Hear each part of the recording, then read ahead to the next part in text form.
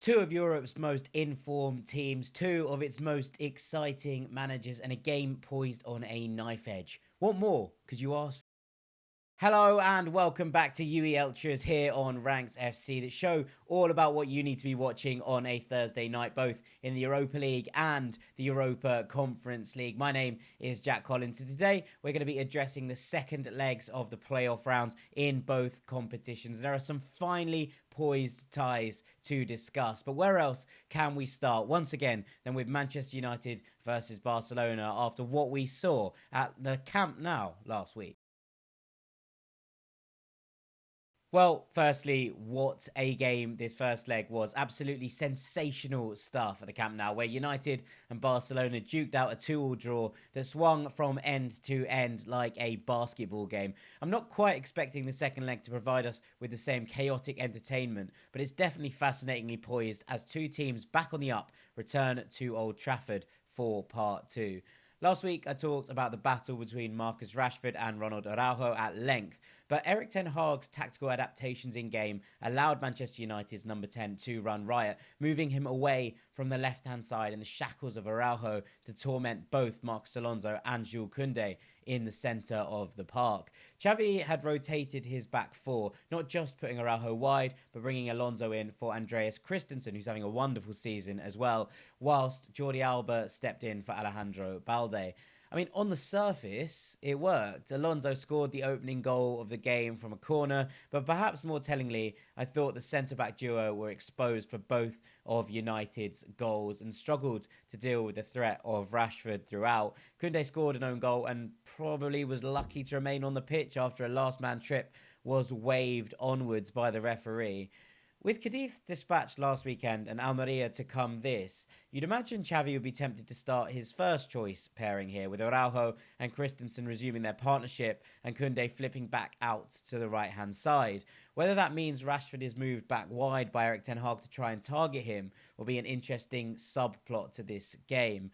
Whatever happens, though, in defence, Barcelona's midfield will look different. Pedri came off injured in the first leg and won't be back here, whilst Gavi picked up a booking that has earned him a suspension. Barcelona will be buoyed by the return of captain Sergio Busquets. He was on the bench at the weekend, who will surely play alongside Frenkie de Jong and probably Franck Kessié, given Sergi Roberto's ineffectiveness in this game's first leg, although he did impress at the weekend against Cadiz, picking up a goal and an assist. What it does mean is that Barcelona will probably revert to a more traditional 4-3-3 with an out-and-out wide player on the left-hand side instead of Gavi, who's been playing this sort of hybrid role. Ansu Fati got the nod on Sunday but failed to impress, which leaves a question mark here. Ferran Torres on the other side, though, had perhaps his best game in a Barcelona shirt, leaving me wondering if Xavi might play him off the left with Rafinha returning to the right. But it's going to be intriguing to see how that forward line picks itself out. For United, the team sort of selects itself these days. The only questions remain really around the players who missed the first leg. Do Lisandro Martinez and Sabitzer slot straight back in? Aside from that, the team appears to be purring under Ten Hag. They have a level game and a home leg, which alongside the Gavi and Pedri absences, I think gives United quite a considerable advantage. And look, before the tie, I had Barcelona pegged as slight favourites. What they put together this season domestically has been really impressive. And so much depends here on how much Xavi tinkers with his preferred starting 11, injuries and suspensions aside.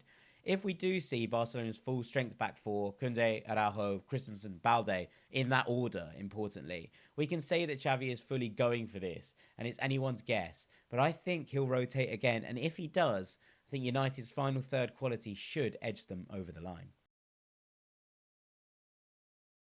So many had Juventus as firm favourites before this first leg, but Nantes proved their resilience and ability to cause problems on numerous occasions, came away from Turin with a hard-fought, well-earned point. Some will point to a penalty decision turned down for Juventus in the dying minutes, and whilst it was controversial, giving a foul on the defender rather than a handball that followed, the truth is that Juve displayed just more of what we've seen from them of late under Allegri and deserved no more than a draw in this game. They started fast, created some good chances, scored early on, and then retreated back into their shell to try and defend a 1-0 lead and failed to do so. It's a story that Juventus fans have come to know very, very well this season. And the truth of the matter is that Juve simply no longer have the defensive capability to sit on 1-0 leads and win games in the way that they used to in the famed days of Bonucci, Barzagli and Chiellini. Whilst the former is still at the club soldiering on, it's not unfair at this point, I don't think, to suggest that his glory days might well be in the rear view mirror.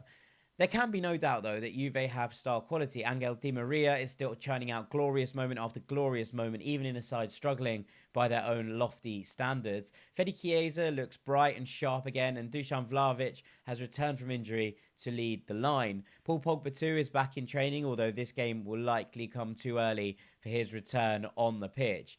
But they're a side paralysed between two eras, and in that, they look dangerously close to capitulating even when they go on winning runs.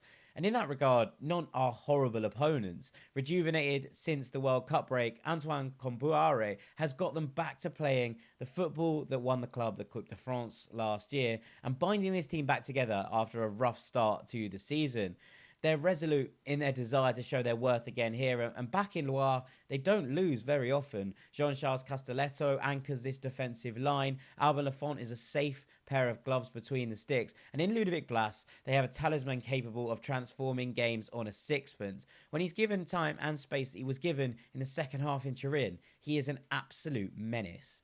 Juve are on shaky ground here, and with the club reiterating that Allegri will stay at the helm despite fan unrest, they know that winning the Europa League is their best route back to Champions League football next season, given their points deduction in Serie A. But the truth is that even if they come through this tie, Juve look a shadow of some of the sides in this competition. More than a win is needed to turn this situation around. Juventus really need a statement performance. Union are level on points at the top of the Bundesliga with Bayern and Dortmund. And in last week's episode, I talked about their resilience and comfort in defensive phases, which I thought was going to be the key element in their game away at Ajax. A 0-0 scoreline would suggest that wasn't miles off, but actually it was Union's suffocating pressure in Ajax territory that was the most interesting thing that came out of the first leg. Ajax just couldn't get going, couldn't get out of their own half, and they'll count their lucky stars in some ways that they're level in this tie after Union goal was chalked off for handball. I'll be honest, I've watched it back hundreds of times now and I can't see it. I think the German side will be rightfully aggrieved by it being ruled out, and doubly so in the fact that they would have been good value for a 1-0 win in Amsterdam. But there's plenty of reason for optimism around East Berlin. Only one club has come to Köpenick this season and won, Union Saint-Gilloise, in the early stages of this competition. First game of the group stages in a really bizarre encounter, to be honest, back in September. Union are a force to be reckoned with in any situation, but especially in their own remarkable Forest Stadium. Ajax are improving, let's be clear. The mess under Alfred Schroeder is being slowly whittled away under Johnny Heitinga, and their rise back up to where they feel they belong, challenging for top spot in the Eredivisie, is testament to good work done in just a couple of weeks. But they're not there yet. Yes, there are players in this side with the ability to dance their way through opponents, but Ajax feel like a club rebuilding on foundations that were torn apart in the summer. Heitinga's patch job, impressive as it is in such a short space of time, is a work in progress, and Ajax need to turn up with something very special if they're going to avoid being thrown out of Europe today. In stark contrast, Urs Fischer has built the foundations of a rock-solid team, not on individual players, but on a system that continues to improve, no matter as players come and go, and they have done in recent seasons at Union. His sturdy, reliable 3-5-2 formation does not change. It's a nightmare for a club like Ajax, who want to get technicians in between the lines. Dusan Tadic returned to his kind of false nine role by Heitinga, barely touched the ball in the first leg, as Union stamped their crunching authority on a stadium named after one of the finest technicians that the world has ever seen. Union have no time for names. They have no care for history. They couldn't give less of a hoot that Ajax are European royalty and are supposed to win ties like this. The storied club from Amsterdam have to go to the Forest and win. And I think this season's journey in Europe is going to come to a sharp, crunching end at the hands of the Iron Union. Roma were given a belated sucker punch by Salzburg in Austria in the first leg, losing to a late goal in a game that they were the better side for much of it. But barring any major late blows, they'll feel very much that they can right this wrong back at the Olimpico in the second leg. One of the things that's really impressed me about Mourinho's time at Roma is the way he's developed this bond really quickly with the fan base. In an era where we have Lazio's president at war with his own fan base, at their own inability to sell out their shared ground, the Olimpico, Roma have packed it out regularly, including in the run to the Europa Conference League crown last season. Sometimes managers get split between league duties and continental competition, but that doesn't seem to be the case here. Not only do Roma not play until Tuesday, but it's also against winless Cremonese, meaning that it's a pretty safe bet to expect mostly a full-strength 11 from the special one here. With all that said, this Salzburg side under Matthias Jaissler are well organised, full of youthful endeavour, and an absolute handful for any opponent. They hassle and harry from the front. It is a Red Bull side after all, and they have real quality in crucial positions across the pitch. Strahinja Pavlovic shone at the World Cup for Serbia, and it was his cross, herring forward from centre-back, that provided the winner in the first leg. No Okafor is on the radar, a host of Europe's elite clubs, as is the jewel in the crown Luka Sucic, who pulls the strings beautifully from number 10. In terms of young attacking talent, Salzburg had Junior Adamu, Oscar Gluck, Benjamin Šeško and Sekou Koita all on the bench in the first leg, which is truly astonishing. And even more astonishing when you realise they're all 23 or under as well. Luca Gornaduath is the latest midfield sensation off the RB pipeline, whilst Nicolas Sievald was the last one, and together they form quite the partnership. However, as talented as this side are and as excellent as Jaissler is as a coach, Roma remain strong favourites in this for a reason. Dybala and Abraham's relationship seems to have kicked on again since Nico Zaniolo's drawn out and genuinely sad departure from the club in January. Lorenzo Pellegrini is one of the most creative midfielders in Europe on song, and with Ola Solbakken getting his first goal for the club at the weekend, and another resurgence for Stefan El Shaarawy. Shout out Il Faraone, king of the comeback. Roma have some attacking depth to rely on. Gini Wijnaldum is working his way back to full match fitness. The defensive line is mostly solid, and there's real talent in the wing-back core, especially with Spinazzola looking really sharp again. It's a good squad, capable of winning trophies under a manager who loves winning trophies of any kind more than pretty much anything else on earth. Salzburg are a tricky test, but like most things in the last 18 months for the Giallorossi, I'm expecting them to pass it. And with that, we head over to the Conference League, where there are two ties poised on knife edges, starting with a game that provided us with one of football's most poignant memories in recent years.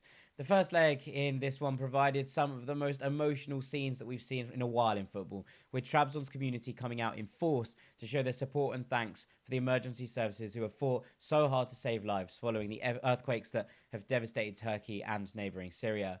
The ground was awash with Turkey flags being waved, with the club's message of solidarity with their stricken nation taken up passionately by the fan base. A tifo unveiled to thank those who have worked countless hours to try and rescue those trapped, included an image of Mexican rescue dog Proteo, who died trying to find survivors. It was a truly, truly emotional evening in Turkey.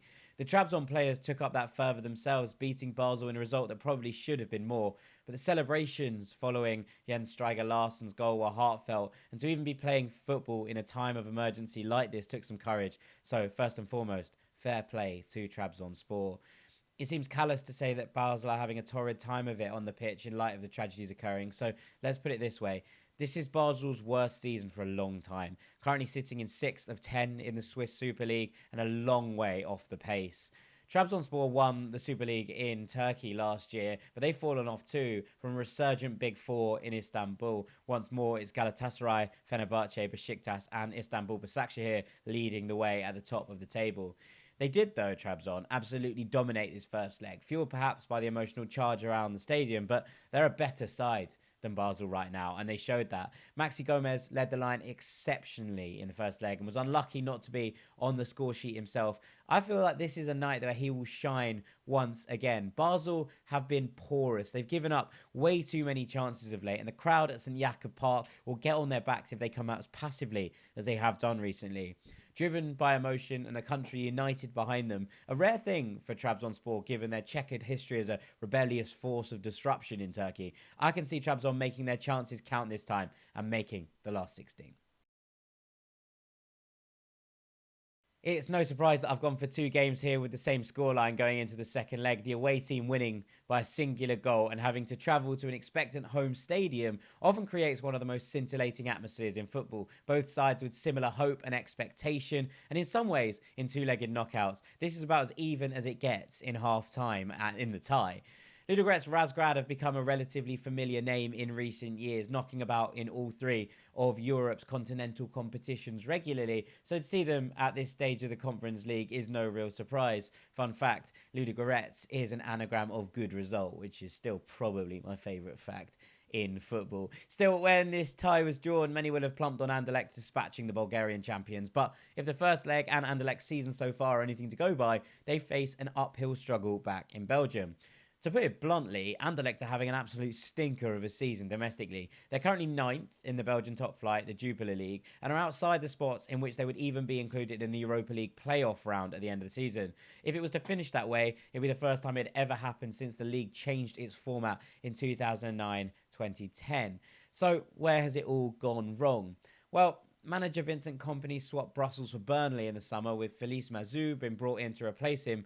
But after a dreadful start to the season, he was dispensed with in favour of Danish coach Brian Rieke in December, a man who formerly served as an assistant to Thomas Frank at Brentford. He has stopped the rot somewhat. His 9 league games of charge have provided 4 wins and 3 draws, but under his stewardship, Anderlecht were knocked out of the Belgian Cup by Genk in the quarters, and their performance in Bulgaria last week was wasteful, to say the least. The Belgians had much of the ball, but some wildly wayward finishing meant they were unable to claw back Ludogorets' early lead, and now need to try and find some finishing prowess ahead of the second leg. In Anderlecht's defence, they were dealt a bitter blow in January where leading scorer Fabio Silva was recalled by his loan spell, or from his loan spell, by Wolves, and then shipped out to PSV on loan instead. The Portuguese striker had scored 11 goals in all competitions in the first half of the season, and whilst veteran Islam Slimani was brought in to replace him, he is yet to fully get going in Anderlecht's purple and white.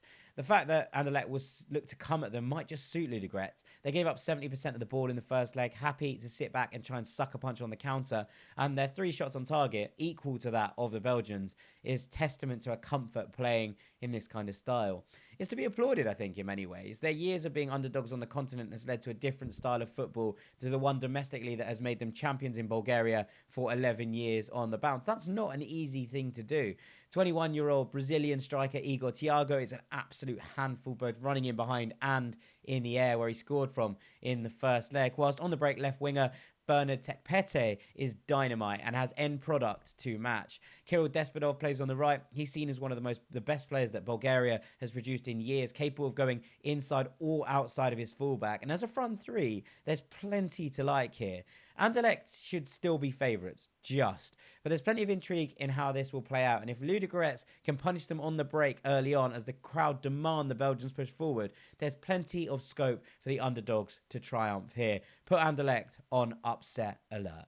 That's all for today on UELtras. What a Thursday night we have in front of us. As ever, thank you so much for watching. Please do share this video with any other lovers of these two brilliant competitions, or anyone interested in finding out what the best games are to watch tonight. I will see you in a fortnight for the round of 16. Take it easy and long live the UELtras.